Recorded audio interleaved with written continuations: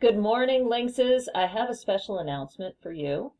As some of you already know, we have a series of virtual field trips going on around JRLP, and that will be going on over the next month or so, depending on your grade level. Now, for 6th, 7th, and 8th graders, we have already attended the first virtual field trip of our 4-part series. And so that is coming to us from the Mizell Museum, and it is about celebrations worldwide in different cultures. In terms of 10th and 11th graders, we are going to be learning about the Holocaust in terms of different experiences, and it's called Eyewitness to the Holocaust. That's what that series is called, and we are going to be going to 3 of those sessions, actually starting today. So I wanted to share a few words about assemblies and about expectations and things that we want to make sure that we're doing so that we can show how great our school is. And, of course, the whole point of these, the reason why I love putting these on and having these opportunities available for you guys is to really enrich your learning, to widen your worldview, and to make sure that you are growing a sense of empathy about others and learning how to care about other people in our world, which is such a huge part of life. So, let's go ahead, and first I want to start with some shout-outs, all right? Now, from our assembly, our middle school assembly last week on Thursday during study hall, we had some students who I think should be recognized for their contributions. Now, this is not an inclusive list. It doesn't have every single student who participated in a positive way. However, the students who showed self-confidence in terms of using the mic, raising a hand to volunteer an idea or an answer to our speaker's question, here is our list. Fabulous job, guys.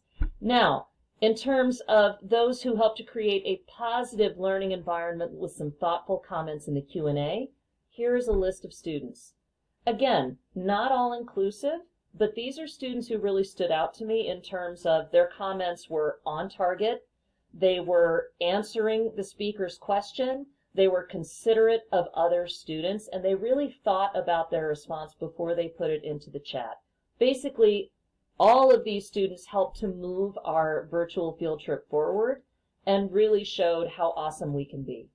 Now, there were a few snafus last week that I thought really were not as awesome as they could have been. We had some off-topic talk at times. We had some backgrounds being changed. All of those things can really throw a speaker off. I want you guys to think about it this way. If you were the one who were giving the presentation, how would you have felt given some of the distractions that were going on that we caused? I know as a public speaker myself, I have not always been this confident in speaking in front of a group. In fact, sometimes I still get nervous.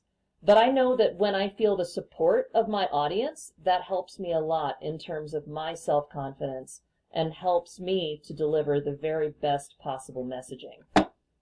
So, I want you guys to think before you speak. Now, this is for everybody, right? In all situations, you really want to think before you speak. Sometimes it's also called the 3 gates, all right? Is it kind? Is it true? Is it helpful? And if it's not one of those things, you don't let it out of your mouth, okay? You just kind of keep it ruminating up here and then let it go. It's not positive, all right? But think about it. Is it true? Is it helpful? Is it inspiring? Is it necessary? Is it kind? Above all, we want to make sure that we are kind to our speakers and kind to other students as well. I know you guys, you're an awesome group of students. I love this school and I love our students, but we need to make sure that we are showing ourselves at our very best when we have guests. Now again, if you take a look, this is our pause rubric for behavior and then also for what we should say or what we could say during these types of events. Advice teachers, if you want to pause this video for a second, please feel free to do so. I will also leave this slide in the advised slides for you to refer back to, so you can take a little look and remind students of what they might do in order to show the pause way. Alrighty, guys. So just before I go, couple last few things here, all right? Remember these things. We represent our school, okay? Let's have some school pride and show our guests how awesome we are, all right?